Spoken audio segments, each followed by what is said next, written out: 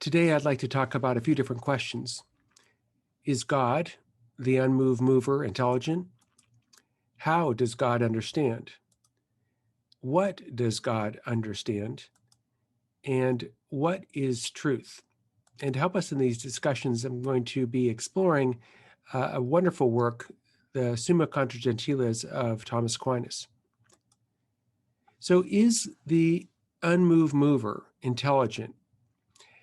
You might think that the unmoved mover is simply a force, a kind of first cause that doesn't know anything and can't know anything. But Aquinas answers this question with a yes. He notes that every mover moves through a form at which it aims. But God is the first unmoved mover, so God moves through a form. But one cannot apprehend a form without intelligence, so God must be intelligent. Recall from the Summa, or from our earlier discussions, that God orders the universe. God is not just a mover, but a mover who imparts order on the universe. But a mover who is imparting an order is aiming at something, namely aiming at creating a sort of order. So if God is really the first unmoved mover who orders things, well, God must be doing this through a form. But you can't apprehend a form, you can't have a goal, you can't seek a purpose without intelligence. So God must be intelligent. Another principle that Aquinas would appeal to is the principle that effects cannot be greater than their causes. But clearly, there are intelligent effects in the world. That is to say, there are creatures like you and me. And so their ultimate cause must also be intelligent. If Aquinas is right that God has every perfection, and if it's true that intelligence is a perfection, well, then God must be intelligent. And whatever is ordered is the result of intelligence. But we see that there is an order found in nature, which is not caused by itself, but which it requires an intelligence to impart its order. And the ultimate orderer of the universe is, as it were, God, the unmoved mover, the first cause.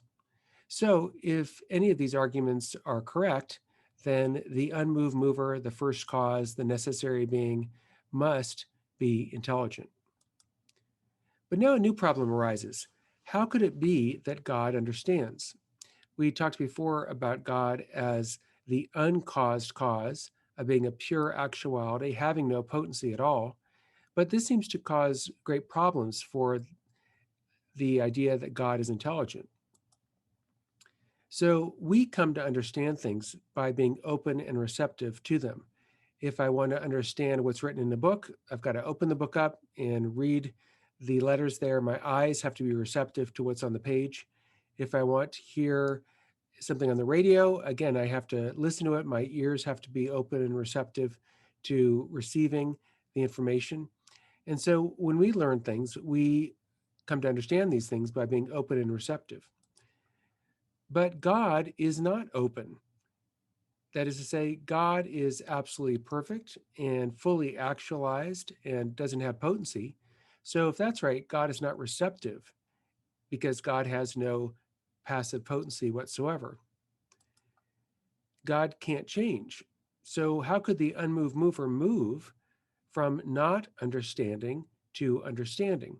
So these questions raise problems for Aquinas' understanding of who God is. It seems that either God is not intelligent, but then Aquinas provided a number of reasons for thinking God is intelligent, or maybe Aquinas is wrong about God's nature, that God, in fact, is a being like us that's composed of act and potency. So, how does Aquinas get out of these difficulties? Well, Aquinas seeks to answer the question, how does God understand? And his answer is quite amazing. As you'd expect, the way God understands is quite different than the way that human beings understand. So, according to Aquinas, God's act of understanding is his essence. For us human beings, our essence is not the same as our act of understanding. So I existed as a 1-year-old, but as a 1-year-old, you might say I understood very little, if anything. So we can exist and not understand anything. But what Aquinas is saying here is that God's very essence is God's act of understanding, and God's act of understanding is his essence. Now, God is unchangeable, and so his understanding must also be unchangeable. So God is very different than we are. We go from not knowing to knowing. We learn things, but God doesn't change. And so God doesn't go from not knowing to knowing. God knows everything that God knows in an unchangeable way. God's mind, in other words, is not part of a composed being, but is the entirety of the divine being. And the way God understands, Aquinas says, is through nothing other than his essence. So we understand through our senses, right? I begin to understand things through seeing things, through hearing things, through tasting things. But God, Aquinas says, understands through his essence. If his understanding were through something other than his essence, well, then God would be in potency to that other thing. But as we saw before, God lacks all potency, and so does not understand through anything other than his own essence. So on Thomas's view, God's knowledge and human knowledge are radically distinct. God understands all things at once. This is obviously very different than how we understand things. If we're reading a book, we understand the first line of the book and then the next line and so on, and we understand one thing after the other in time. But Aquinas' idea is that God understands all things together at once. And this can be challenging to understand, but this little analogy might help a little bit. When I first started to read, I would sound out each letter and then slowly put together a word. So I might sound out the sentence, Pat hit the ball. And, it took me a while to figure out what the P, what sound that made, and what sound the A makes, what sound the T makes, and then blend them all together and you get the word Pat. Now, once I became a better reader, I could read the whole word Pat all at once. And I've actually taken a speed reading course, so I could probably read the whole sentence, Pat hit the ball, all at once, right? 3 words all at once. Now, if I were a champion speed reader, I could read not 3 words, but maybe 10 words or 12 words or even more words all at once, all in one act of understanding. I would take it all in. So imagine a super powerful intellect that could read all the words of a book all at once in one act of understanding. Well, on Aquinas' view, God is something even beyond the super powerful reader. God understands all things that are present to us, all things that are past to us, all things that are future to us, all in one eternal act of understanding. And this is obviously very different than us. We understand one thing at a time. We understand this book, and then we put it down and pick up a different book, and then put that down, and then listen to the radio. So our understanding is sequential. God's knowledge also differs from ours in that it is not discursive or habitual. And discursive means moving from one thing to the other. So in human understanding, we can go from, say, the premise, all men are mortal, and the premise, Socrates is a man, and then conclude Socrates is mortal. We move from one premise to the next. And we also have habitual knowledge. So I wasn't thinking about my mom's birthday, but then all of a sudden I started thinking about that. And so that kind of knowledge, like when your mom is born or what your middle name is or where your toothbrush is, presumably you weren't thinking about any of those things until I mentioned them. You did know them, but you didn't know them actually. You knew them only habitually. And so Aquinas thinks that God's knowledge is very different than that. It's not discursive, because to have discursive knowledge requires that you go from potentially knowing something to actually knowing something. And as we said, God's knowledge is not like that. And it's also not habitual, because habitual knowledge is potentially something that you're thinking about actually. And so God's knowledge is very different than our own. Our knowledge is discursive and habitual, whereas God's knowledge is not. God also does not understand by composing and dividing, but we do. So sometimes we compose, we put two things together, all men, and we put that together with our mortal. And sometimes we divide and we say, no man is 25 feet tall. God doesn't understand in that sort of way by composing and dividing. God's understanding is in one eternal act that isn't brought about by composing and dividing, which of course are a number of acts. So what does God understand? Well, first of all, Aquinas says God understands himself perfectly. Why? Well, remember I said that God's understanding is God's essence. So there's a perfect unity between God's mind and God's reality. And so God, first of all, understands himself perfectly. Understanding is a unity of the one understanding and the one being understood. So if I understand you, that means there's a unity between me, who's understanding, and the thing being understood, namely you. So understanding is a kind of unity between the mind and some reality. And God perfectly understands himself because there's a perfect unity between God's mind and God's essence. In fact, God's mind is God's essence. So Aquinas holds that God primarily and essentially knows only himself. He is knowing himself primarily and essentially because before there was anything even created, God knew himself. God has always been a knower. And one of the reasons he thinks this is that he says the thing understood is the perfection of the one understanding. That is to say, if I really know something, if I know that 2 + 2 is 4, if I know that force equals mass times acceleration, that perfects me. I'm better off knowing truths about the world. So if God didn't understand through his intellect, then he would be perfected by something other than himself, something more noble than he is. But on Aquinas' view, nothing is more noble than God. So God is not perfected by something outside of himself.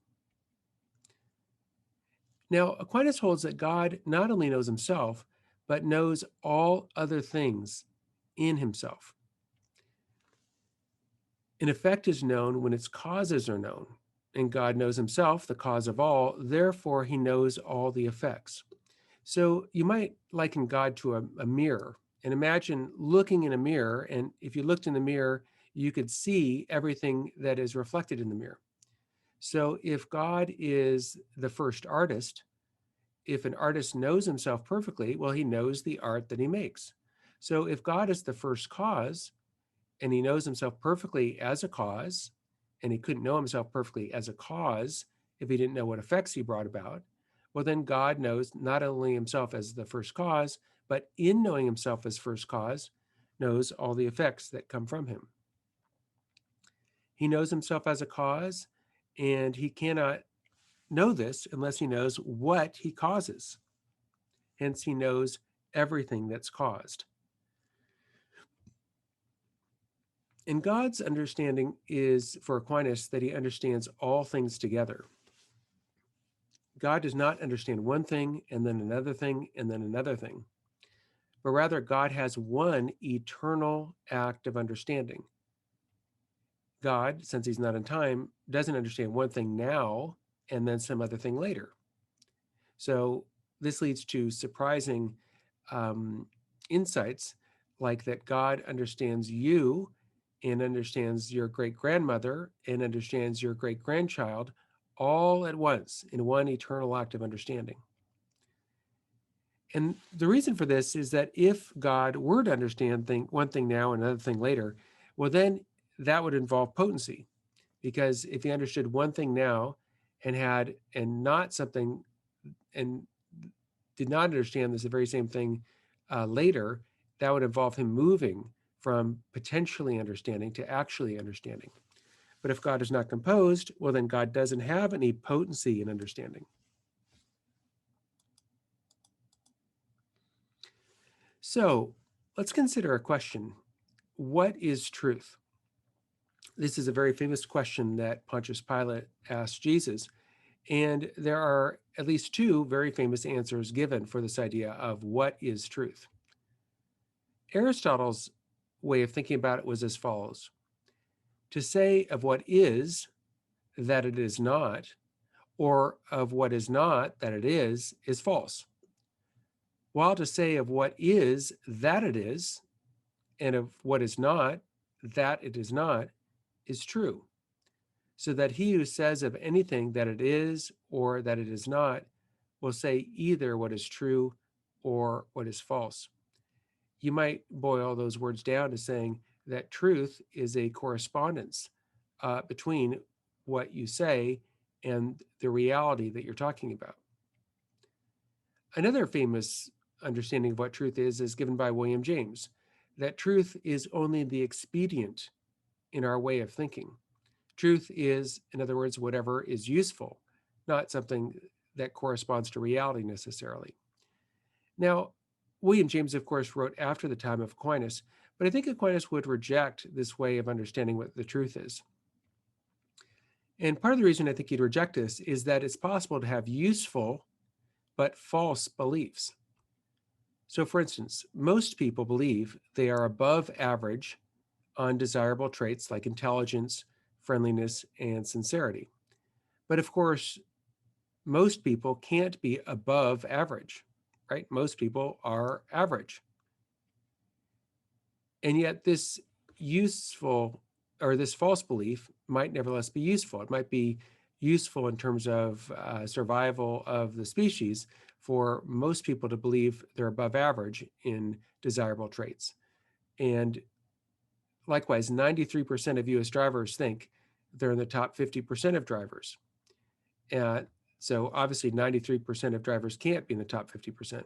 So the belief of some of those people is false. But could it be a useful belief? Well, yes, it might be. In other words, it might be the case that if you thought you were in the bottom 50% of drivers, that you wouldn't drive places, and that would be very unuseful not to be able to drive to places. So this idea reminds me of a quotation from Lake Wobegon, where all the women are strong, all the men are good looking, and all the children are above average. Well, that can't be, at least if Lake Wobegon has an average distribution of those sorts of things. On the other hand, there are beliefs that are true, but useless. So maybe it's true that you ate a banana at lunch on December 4th, 2020. Well, that's maybe true, but I'm guessing even if it were true, that would be a useless belief. Now, you might have a very far-fetched scenario in which it's extremely useful to know whether you ate a banana at lunch on December 4th, 2020. Maybe you're in a Guinness Book of World Records contest for eating bananas at lunch for the most days in a row, and you're getting the record hinges on whether you ate a banana on that day. But most likely, whether or not you ate a banana on that day is, if it's true, would be a useless belief. It could be the case that you have an odd number of eyelashes right now, or maybe you have an even number of eyelashes right now. Whichever one is true, that belief is useless, right? It doesn't make any difference at all whether you have an odd or an even number of eyelashes. Maybe you crossed the threshold of your room with your right foot, but not your left foot yesterday. Okay, that might be true. Maybe if we had videotape, we could figure it out. But again, that belief, even if it were true, would be useless. The exact number of molecules of water in your cup, right? We might be able to figure that out. That would be another example of a true but useless belief. So Bertrand Russell, I think, is right when he says, when we say that a belief is true, the thought we wish to convey is not the same thought as when we say that the belief furthers our purposes. Thus, true does not mean furthering our purposes. So if we think of true as a correspondence between mind and reality, Aquinas is going to argue that God is truth. If we think of truth as this unity of mind and reality, Well, God's mind and God's reality are united. In fact, perfectly united, they're the same thing. Therefore, God is truth. Truth is a perfection of understanding. That is to say, when we know the truth, when we're educated, when we know how to read and write and know our math, that's a perfection of our understanding. But God has every perfection. And so his mind has the perfection of truth. Truth is the goodness of the intellect, but God has every goodness. And so God is truth. And Aquinas thinks this is also confirmed by Revelation when Jesus says, I am the way, the truth, and the life. So we see again how for Aquinas, there is a harmony between faith and reason. Reason teaches that God is truth, and faith also teaches that God is truth.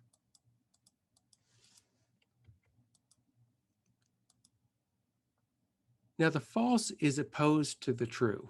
That is to say, if a statement is false, that is another way of saying the statement is not true. God is the truth, as we just talked about, and God is not composed.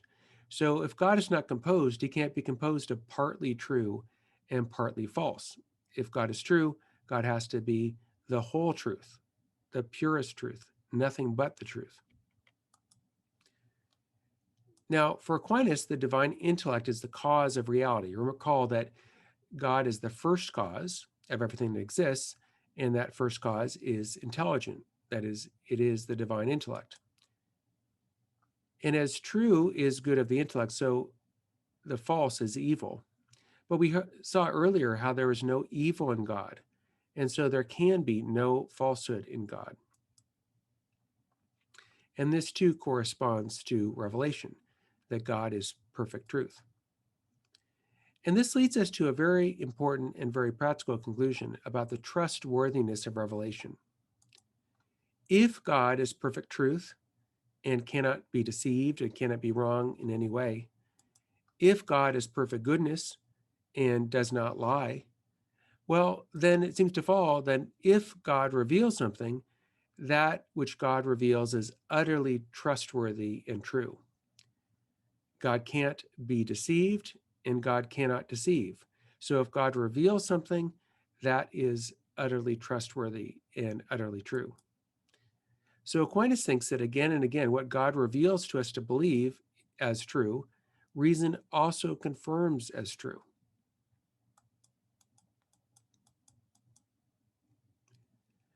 Next, Aquinas talks about the idea that God knows singulars. God knows things as their cause, as the first cause of everything. And so singular things are effects that come from the first cause, as we talked about earlier when we discussed the 5 ways. So God knows singulars. Aquinas' idea is that God knows individuals. God knows you, God knows me, God knows your best friend. God knows all those individual, particular, singular effects. The perfection of knowledge requires that no knowledge be excluded. In other words, if God didn't know you, or didn't know me, or didn't know your best friend, well, then the perfection of God's knowledge would not obtain. But we just got done talking about the idea that God has perfect knowledge.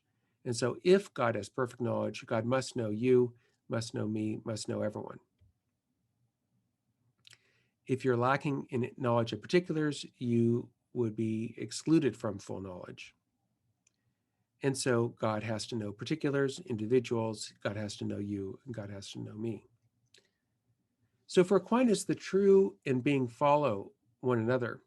So God's being is the very same thing as God's mind, and that's the very same thing as God's truth. So God as the first cause gives rise to created being, that is to say, the things in this world. And that in turn gives rise to the truths that are in our mind. So the truth I have in my mind that force equals mass times acceleration, that would be a truth that's derived from reality, that is derived from created being. But created being in turn is derived from God's being, from God's mind, from God's truth. So the divine truth, you might say, is the ultimate foundation of the truths that exist in our mind. And that's why Aquinas thinks that there can never be any contradiction between the truths that we understand here in this world and the truths that we learn from God. God, in other words, is the author of two books, the book of Revelation and the book of nature. And since God doesn't contradict himself, there can never be a contradiction between those two books. And you might say, well, why can't God contradict himself? Well, God can't contradict himself because God doesn't have various parts. We can contradict ourselves. We might be like Walt Whitman and say, so I contradict myself. I contain multitudes. But God, if God is not composed, doesn't have different parts that could be in contradiction to each other. And so for Aquinas, God's being gives rise to created being, which gives rise to the truths in our mind. And those three are ultimately in harmony.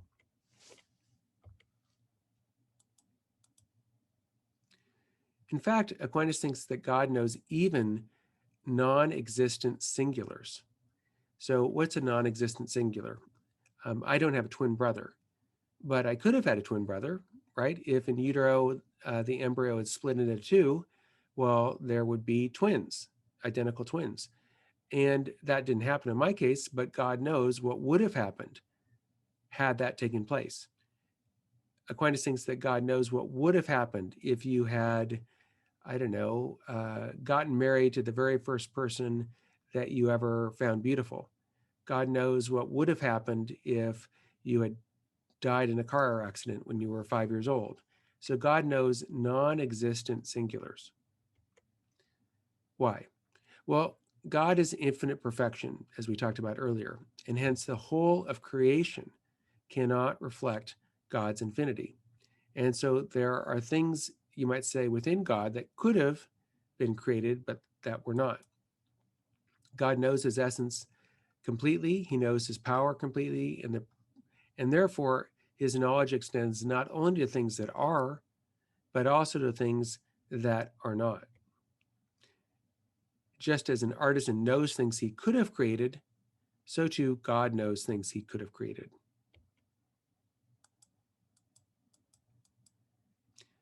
God even knows future contingent free actions. God knows, for example, what I will choose next week, next month, and next year. And he notes that the cause remains contingent even if knowledge is certain. So the fact that God knows what I'm going to do next week does not remove the reality that what I freely choose to do next week is what I freely choose to do. God knows right now, and even you could know right now what I'm freely choosing to do right now. But the fact that you know that doesn't mean that I'm not freely choosing to do that. The necessity of an action comes from its cause, comes from its proximate cause. So if the proximate cause of an action is a free choice, that action is contingent and free. So we can summarize now some differences between human knowledge and divine knowledge. Human knowledge is finite, that is limited, it has a beginning and an end. Divine knowledge is infinite. Human knowledge is brought about by many acts. Divine knowledge is one eternal act.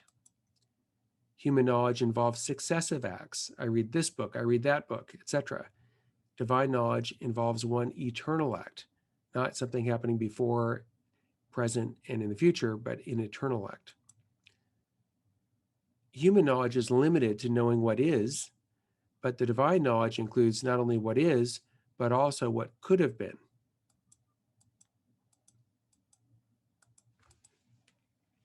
So this gives rise to a new problem.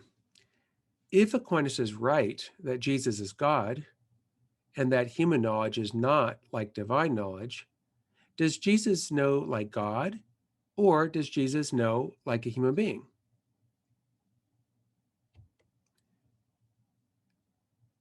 In chapter 71 of the Summa Contra Gentiles, Aquinas argues that God knows evils. Evil, as we talked about earlier, is the absence of a good, which is natural and do a thing. So it's not evil if I'm lacking wings. I'm not a bird, but it would be evil for a bird to lack wings. It would be something wrong with the bird. The bird would be malfunctioning. And may be misshapen if it lacked wings. But for a human being, say my legs are broken, then that would be an evil for me. Why? Because it's an absence of a good, which is natural and do a thing. In other words, my bones, their natural condition is not to be broken. And so I would suffer or endure an evil if I had broken bones. So when God knows an evil, he knows the evil as true, not the evil as done. So Aquinas' way of putting it is malum ut verum versus malum ut malum.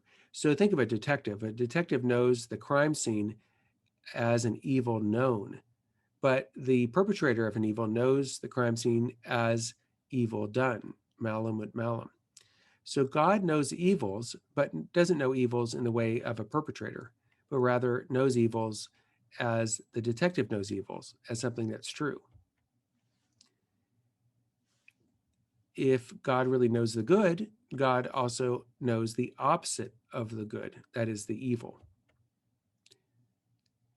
Now, it's true that good is good and evil is evil. So if God knows the truth, God knows evil. And on Aquinas' view, of course, God does know the truth. He first of all knows himself, and he knows the created realities that arise from himself. And so God knows also the lacks in those created realities. And this makes the problem of evil more difficult. That is to say, one way out of the problem of evil is to say, yes, God is all good. And if God were all good, he'd want to get rid of all evil. Yes, God is all powerful.